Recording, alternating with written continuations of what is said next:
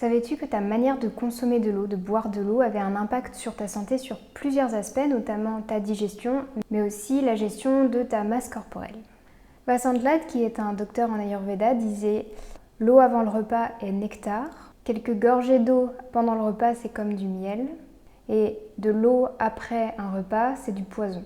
En effet, selon l'Ayurveda, il y a une importance en fonction de à quel moment de la journée tu vas boire de l'eau, et même à quel moment en fonction du repas. Donc c'est ce dont je vais te parler aujourd'hui. Et c'est important parce que si tu as des soucis de digestion ou si tu as des problèmes d'excès de poids ou de sous-poids, tu vas pouvoir utiliser les conseils que je vais te donner aujourd'hui pour réguler un petit peu ces déséquilibres.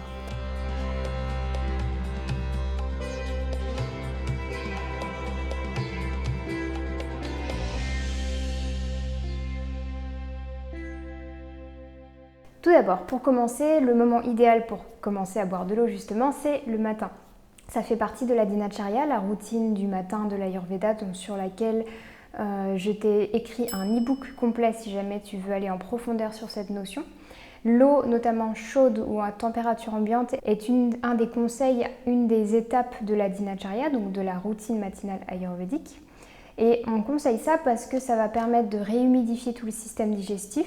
Ça va aussi améliorer le transit, donc faciliter le fait d'aller à la selle, le fait de réactiver les reins, le système digestif, etc. Donc parfois tu vas voir qu'on peut rajouter quelques épices dedans, un peu de citron en fonction des constitutions. Il faut savoir que l'eau citronnée ne convient pas à tout le monde, donc il faut faire attention à ça. Mais dans tous les cas, il est très recommandé de boire le matin quand on se lève ou pas longtemps après pour réhumidifier le corps et favoriser l'évacuation des selles qui est aussi un des points importants de la routine ayurvédique. Sinon, le reste de la journée, le moment idéal pour boire, c'est en dehors des repas. C'est mieux puisqu'on va voir que pendant le repas, ton estomac, il va avoir besoin de beaucoup d'enzymes, tout ce qu'on appelle en Ayurveda l'agni, donc le feu digestif, la capacité digestive. Si tu bois beaucoup avant, pendant ou après les repas, tu vas te rendre compte que tu vas diluer beaucoup ces enzymes. Ce qui va se passer, c'est que ton feu digestif va être moins fort. Tu imagines, tu as du feu, tu rajoutes beaucoup d'eau dessus, il s'affaiblit. C'est une image de l'Ayurveda mais qui fonctionne très bien pour expliquer la physiologie humaine.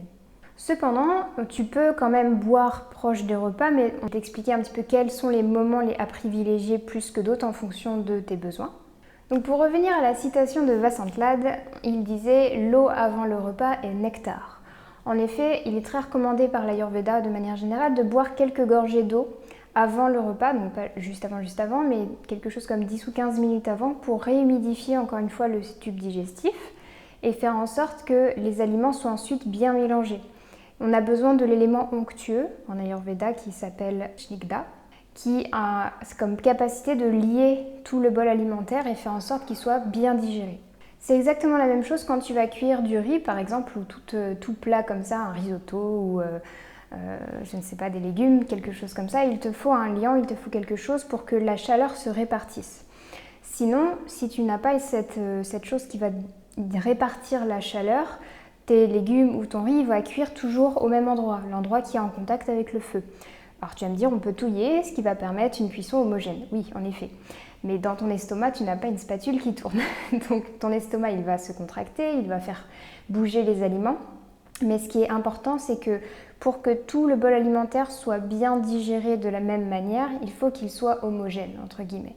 Donc on va rajouter de l'eau, de l'eau que ce soit que tu bois ou dans les aliments directement, pour rendre ce bol alimentaire homogène.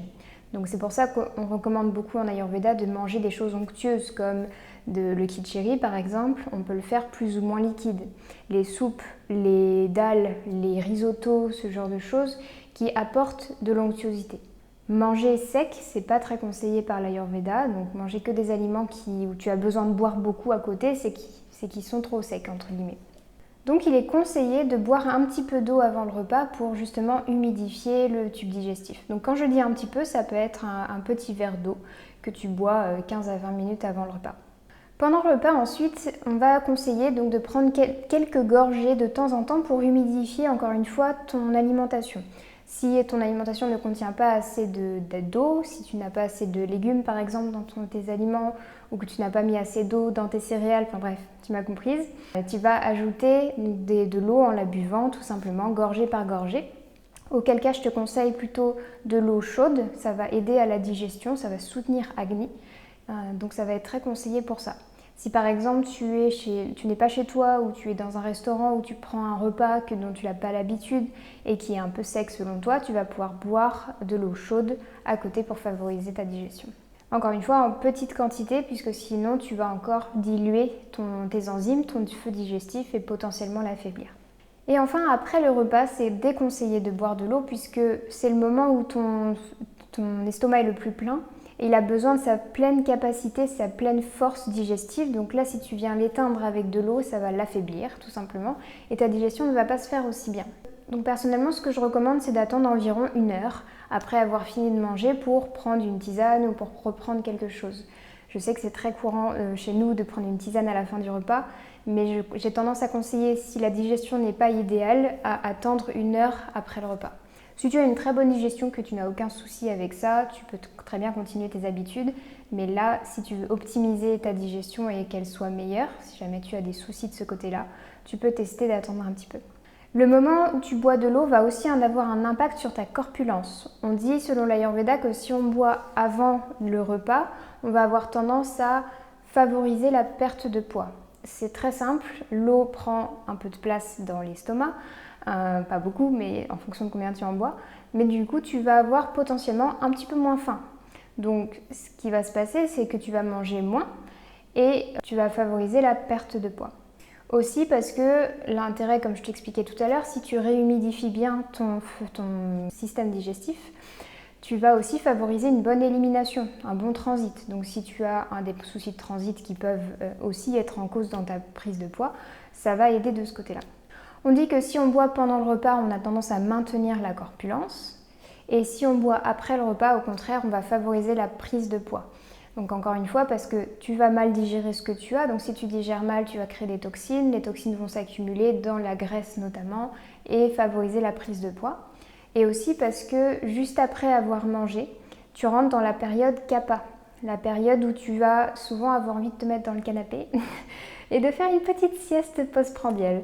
Ce qui n'est pas recommandé par l'Ayurveda, tu le sais à force, mais quoi qu'il en soit, c'est la période gouvernée par kapha. Donc si tu bois beaucoup à ce moment-là, kapha étant déjà constitué d'eau, tu risqueras d'aggraver ce dosha. Donc prendre du poids notamment, puisque c'est une des caractéristiques de ce dosha-là. Et je voulais finir avec quelques petites recommandations par rapport à l'eau. L'Ayurveda déconseille totalement de boire glacé. Je pense que tu m'as entendu le dire 10 000 fois maintenant. Il y a même une vidéo qui est dédiée à ça. Mais je vais le répéter parce que c'est important.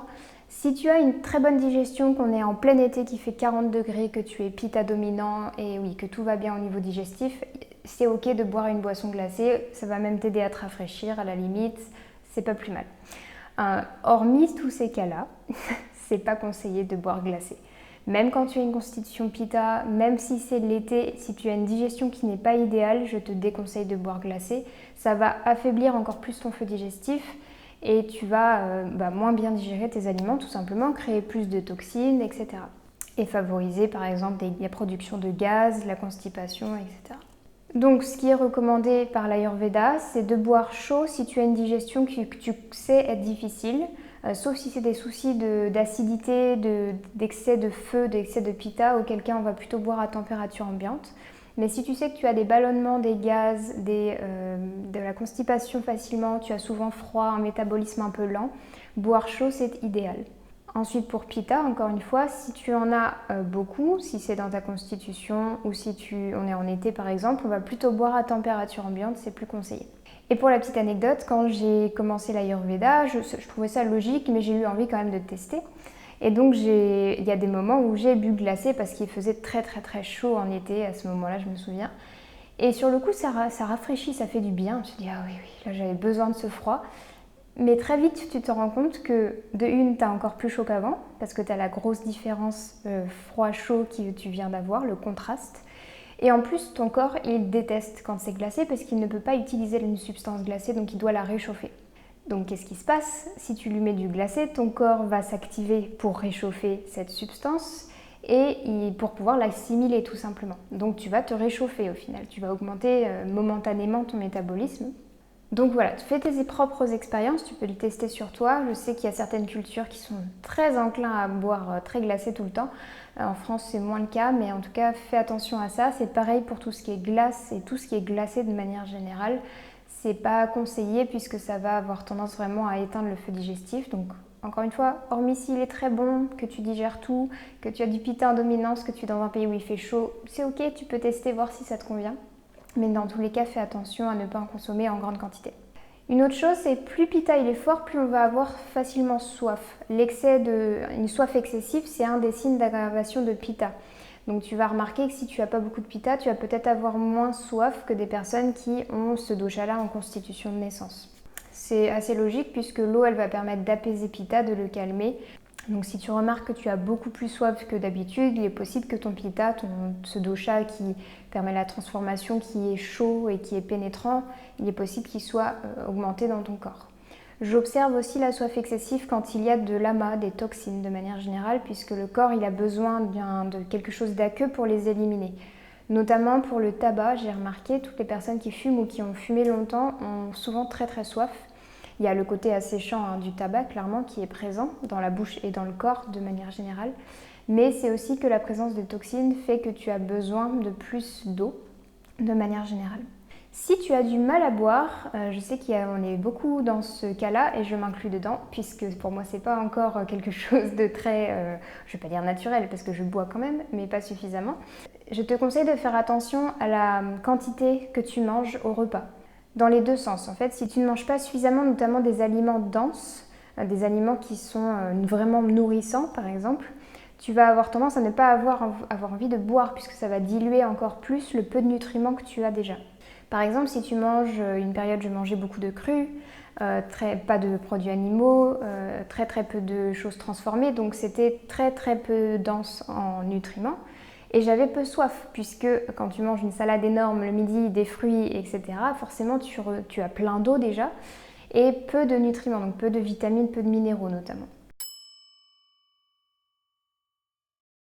Alors que si tu vas avoir une alimentation qui a juste ce qu'il faut en sel, assez de matières grasses, un peu de protéines, etc., tu vas remarquer que ça va potentiellement réguler ta soif. Et fais attention à ça, si jamais tu remarques que tu n'arrives pas à boire, que tu n'as pas du tout envie de boire, il est possible qu'il y ait un petit dérèglement de ce côté-là.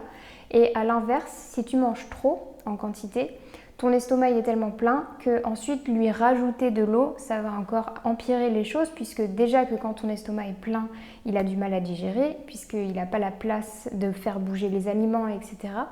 Si tu lui rajoutes de l'eau, on a compris, ça va diminuer sa capacité, sa force, on va diluer les enzymes, donc il va digérer encore moins bien.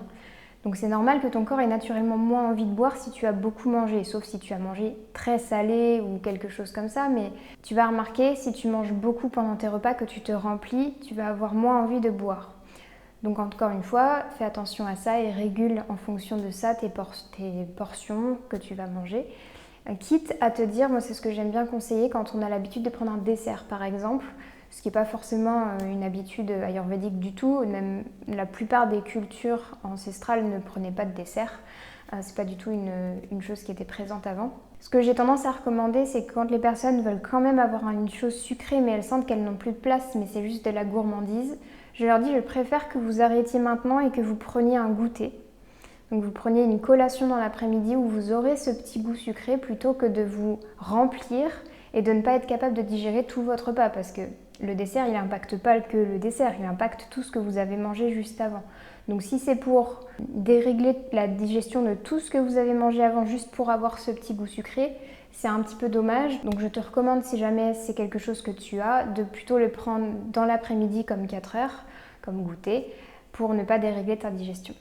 Bien sûr, en termes de saison, il va être plus recommandé de boire pendant les saisons de Pitta, donc par exemple pendant l'été, pendant la fin du printemps, le début de l'automne, c'est les saisons où on va avoir le plus besoin de boire. Dans le début du printemps et pendant l'hiver, c'est la saison Kapha où on va avoir plus de lourdeur et plus d'éléments eau aussi. Donc on en a moins besoin, mais ça va dépendre d'une personne à l'autre, je t'invite à observer. Et par rapport au fait de boire assez, selon l'Ayurveda, je voulais le mentionner ici parce qu'on entend beaucoup, il faut boire 2 litres par jour, peu importe l'activité physique que tu fais, peu importe ton mode de vie, etc. C'est faux, c'est-à-dire que l'Ayurveda recommande encore une fois de faire attention à chaque individu et son mode de vie. Si tu es sédentaire, que tu travailles à un bureau toute la journée, que tu ne fais pas d'activité physique, que tu n'as pas particulièrement de pitta en dominance ou que tu n'as pas beaucoup exprimé chez toi, tu n'as pas besoin de boire 2 litres ou boire plus d'eau. Tu vas voir que tu n'en as pas forcément le besoin. Puisque j'ai eu en consultation des personnes qui buvaient de l'eau de manière émotionnelle en fait. C'était comme l'alimentation. À chaque fois qu'elles se sentaient tristes ou qu'elles s'ennuyaient, elles allaient boire de l'eau, sans en avoir réellement besoin. Il faut savoir que l'eau, c'est comme le reste, il faut qu'elle soit digérée. Donc il faut que le corps la traite, parce qu'il ne peut pas l'absorber telle quelle, il faut qu'il la transforme, etc. Il faut qu'elle passe par les reins, qu'elle soit filtrée. Enfin bref, c'est tout un travail pour le corps. Donc si on en boit trop, ça demande juste plus de travail pour le corps.